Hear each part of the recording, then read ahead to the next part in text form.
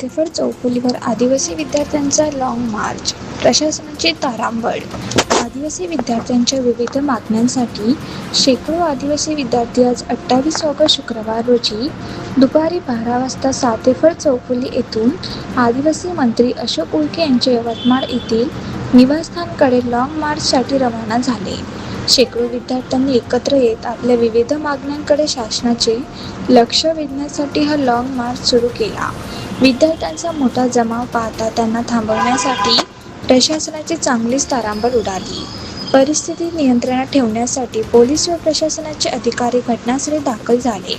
यावेळी अमरावती लोकसभा मतदारसंघाचे खासदार बळवंतभाऊ वानखेडे, अमरावतीचे जिल्हाधिकारी आशिष एरेकर, माजी आमदार रवींद्रभाऊ जगताप, अमरावती ग्रामीणचे जिल्हा पोलीस अधीक्षक निकेतन कदम, आदिवासी विभागाचे अप्पर आयुक्त परीक्षित जगताप यांच्यासह प्रशासनातील अधिकारी उपस्थित होते.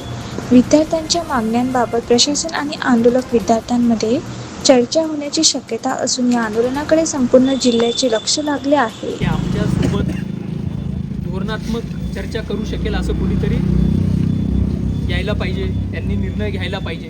तर ती तुमची जी प्रमुख मागणी होती, कलेक्टर सरांनी ज्या पद्धतीने सांगितलं ती पूर्ण झालेली आहे.